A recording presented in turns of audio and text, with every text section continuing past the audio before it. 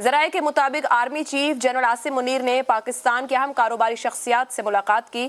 ملاقات میں زیادہ تر معاشی معاملات پر گفتگو ہوئی، تحصیلی معاملات بھی زیر بحث آئے۔ ذرائع کا یہ دعویٰ ہے کہ army chief general Asim Munir نے واضح کیا کہ وہ سیاسی معاملات میں مداخلت نہیں کریں گے، سیاسی قیادت اپنے مسائل خود حل کرے۔ ذرائع کے مطابق army chief general Asim Munir نے یہ بھی بتایا کہ عمران خان نے ان سے ملاقات کی خواہش کا اظہار کیا اور پیغام بھجوایا۔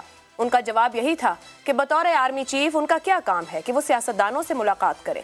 فوج سیاست میں مداخلت نہیں کرے گی اور سیاسی کردار ادا نہیں کرے گی۔ چیف جنرل عاصم منیر کے یہ خیالات یقینی طور پر پاکستان کے جمہوری مستقبل کے لیے خوشائند ہیں۔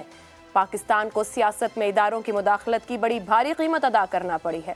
مارشل لاز اور 90 کی دہائی کے سیاسی انتشار کے علاوہ ابھی ماضی قریب میں بھی پاکستان کا شمار ڈیموکریسی انڈیکس میں ایک ایسے ملک کے طور پر کیا جاتا رہا ہے جہاں پر مکمل جمہوریت نہیں بلکہ ہائیبرڈ سسٹم چلتا رہا ہے۔ خود سابق آرمی چیف قمر جاوید باجوہ بھی گزشتہ سال نومبر میں یہ اعتراف کر چکے ہیں کہ فوج پر تنقید کی بڑی وجہ 70 سال سے فوج کی مختلف صورتوں میں سیاست میں مداخلت ہے جو غیر آئینی ہے۔ فروری 2021 میں فیصلہ کیا گیا کہ فوج آئندہ کسی سیاسی معاملے میں مداخلت نہیں کرے گی۔ ملک کی سابقہ اور موجودہ عسکری قیادت کی طرف سے سیاست سے دور رہنے کا واضح اور دو ٹوک اعلان ملکی منظرنامے پر دوررس اثرات مرتب کر سکتا ہے۔ سوال اسی معاملے پر آپ سب سے اس طرح سے ہے۔ سابق army chief general Abdul Waheed Kakar جیسے پروفیشنل سولجر کو بھی سیاسی انتشار کے باعث 1993 میں مداخلت کرنا پڑی تھی۔ غیر سیاسی ہونے کا عزم اور موجودہ عدم استحکام، کیا فوج ہر صورت مداخلت سے دور رہے گی؟ ابصار صاحب۔ رہے گی یا نہیں رہے گی اس کا جواب تو میں نہیں دے سکتا، کیونکہ اندر کیا ہوتا ہے، اور میرا تو کوئی تجربہ نہیں ہے کور کمانڈرز کانفرنس میں بیٹھنے کا۔ ویسے بڑا تجربہ ہے میرا، جتنا تجربہ اس کے بنیاد پہ کبھی کبھی دل تو کرتا ہے کہ میں درخواست کروں مجھے بھی کہیں کا کور کمانڈر لگا دیں، میں بڑا اچھا پرفارم کر سکتا ہوں۔ لیکن چلیں، بات یہ ہے کہ آپ نے ابھی کہا کہ ہائیبرڈ نظام ہے پاکستان میں اور جمہوریت کے انڈیکس میں پاکستان کا نمبر بہت نیچے ہے۔ یہ میرے لیے تو قابل فخر بات نہیں ہے، کیونکہ میں جب آج کی دنیا کو دیکھتا ہوں تو وہاں وہی ملک اور قومیں ترقی کر سکیں جہاں پہ یا جمہوریت ہے، اور اگر آئیڈیل جمہوریت نہیں ہے پھر بھی وہاں سویلین سیٹ اپ ہے جو بہت مضبوط ہے، اور اس سویلین سیٹ اپ میں حکمرانی بہت اچھے معیار کی ہو سکتا ہے نہ ہو، لیکن انہوں نے ترقی کی ہے جہاں سویلین نظام ہے۔ دوسری بات یہ ہے کہ 2 wrongs don't make 1 right۔ اگر 1993 میں عبدالوحید کاکڑ صاحب نے مداخلت کی تھی تو میرا خیال ہے غلط کیا تھا، میں تو اس کو انڈورس نہیں کر سکتا چاہے حالات جو بھی ہوں۔ اور کہا یہی جاتا ہے کہ جی ملک کی سلامتی خطرے میں تھی اور ملک ٹوٹ جاتا یا کچھ ہو جاتا۔ ملک تو پہلے بھی ٹوٹ چکا ہے ایک دفعہ 1971 میں۔ ہم نے اس پہ کیا کیا؟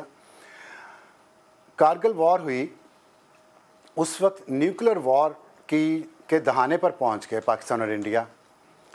ہم آج تک اس کارگل وار کا ذکر نہیں کرتے۔ ہماری کتابوں میں 6 ستمبر 1965 پڑھایا جاتا ہے، ایون 27 فروری 2019 کو جب انڈیا کا طیارہ ہم نے گرایا جاتا ہے وہ بھی پڑھایا جاتا ہے، اس کے ہم دن بھی بناتے ہیں۔ لیکن آپ نے کبھی سنا کہ کسی کورس کی کتاب میں یا کسی ٹی وی چینل پہ کوئی ترانہ بنا ہو کارگل وار کے حوالے سے؟ کیوں؟ اس لیے کہ وہ انتہائی سنگین بلنڈر تھا اس وقت کی فوجی قیادت کا۔ لیکن نہ ہی پارلیمنٹ کو مداخلت کرنے کی اجازت ملی، نہ ہی عدلیہ کو مداخلت کرنے کی اجازت ملی، اتنے بڑے بلنڈر کے بعد جہاں قوم کے اتنے بچے وردی میں شہید ہو گئے۔ تو اگر میرا پوائنٹ آف ویو یہ ہے کہ آئین میں سب کا کردار دیا گیا ہے، اس کردار کے تحت ہم چلیں گے، چاہے مشکل راستہ ہو چاہے آسان ہو، تو منزل پہ ہم تبھی پہنچیں گے۔ شارٹ کٹ یا شارٹ ٹرم سولوشنز کوئی نہیں ہے، سولوشن لانگ ٹرم ہی ہونا ہے۔ یہ مشکل حالات گھبرا کے اگر ہم آئین شکنی کریں گے تو پھر ہم گھوم کے واپس وہیں پہنچ جائیں گے جہاں سے ہم چلے تھے۔ اور میں اس کی آپ کو مثال دیتا ہوں کہ یہ جو عدم استحکام آپ نے کہا نا کہ عدم استحکام ہے اس وقت، میں مانتا ہوں بہت شدید عدم استحکام ہے، میں نے اپنی زندگی میں ایسا عدم استحکام نہیں دیکھا۔ یہ کس نے پیدا کیا ہے؟ کون ذمہ دار ہے اس کا؟ کیا ہم سب کا اس پہ کنسنسس نہیں ہے؟ ہمارا نہ ہو چلیں، تمام بڑی سیاسی جماعتوں کا اس پہ کنسنسس نہیں ہے کہ اس کے ذمہ دار جنرل باجوہ اور جنرل فیض اور ثاقب نثار ہیں۔ چلیں ثاقب نثار اور جنرل فیض کو چلو फ़र्ज़ करें कुछ जमातें नहीं मानती, जनरल बाजवा पे तो सबका कंसेंसस है ना कि 6 साल उनकी बाजवा डॉक्ट्राइन में जिसमें 5 वज़राए आज़म आए और उन्होंने, और आज जो हम देख रहे हैं उस वजह से है।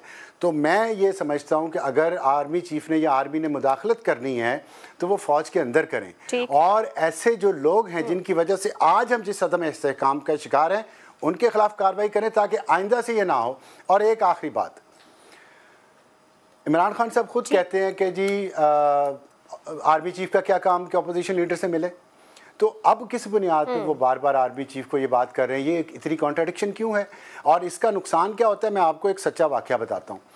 अप्रैल 2017 की बात है, जनरल बाजवा को आए हुए कुछ महीने हुए थे और उन्होंने उस वक्त के वज़ीर आज़म नवाज शरीफ से कहा कि मैं इमरान खान से मिलना चाहता हूँ।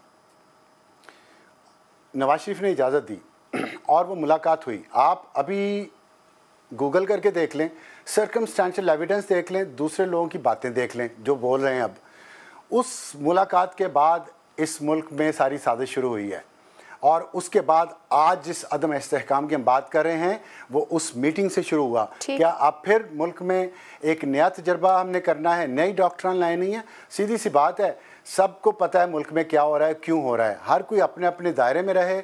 इंतखाबात का इशू है, इंतखाबात मेरी राय में एक दिन होने चाहिए, अलग अलग नहीं होने चाहिए, उस पर कंसेंसस क्रिएट करें पॉलिटिकल फोर्सेस।